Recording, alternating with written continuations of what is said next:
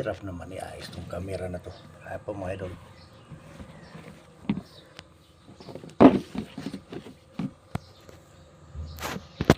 Ayan. Ayan mga idol. Madaming patula mga idol. Good morning, good morning. Hinatid ng dalawa kong bayaw mga idol ng patula. Mag-i-impake muna eh. Ayan. Dadalhin ko na rin mamaya ng kunti mga idol. Dadalhin ko na rin sa bayan. Dili-dili. Ayan mga idol, madami naman tayo reject. Yan. Mayroon na namang papagbibigyan tayo itong mga reject mga idol. Yan.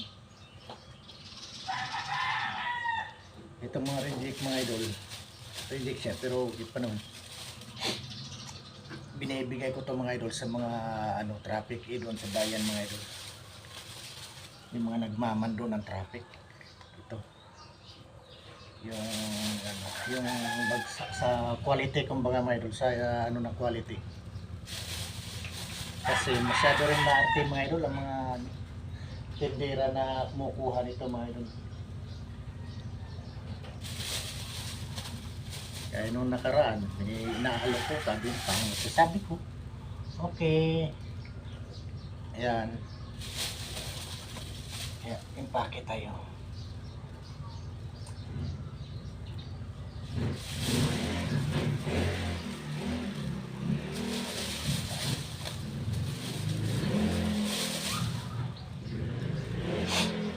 Baka mamaya mga idol, pag ako nakabili ng harina mga idol saka ingredients, magluluto ako mamaya ng hopia. Ayan, magluluto ako ng hopia mamaya. Ipapatikim ko sa kanila mga idol yung hopia. Ayun.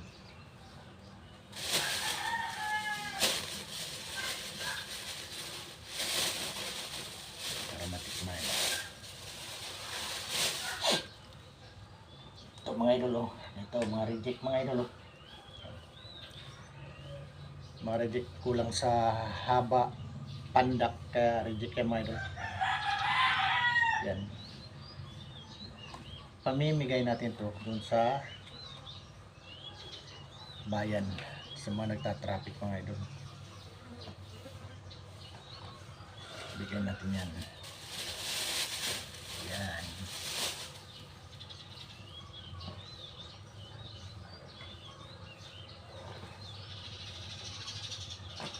Sabi reject mga idol, pero walang problema gulayan ito mga idol. Yan. Isang araw mga idol, nag-deliver din ako ng patula. Kulang-kulang mag 50 kilos mga idol ng patula na i-deliver sa bayan. Kaya itong ngayon, medyo nabawasan dahil pumunti daw ang bulaklak, mag-spray daw pang pabulaklak mamaya yung bayaw mga idol. Ayan. Ilan ito? Ayan po mga idol.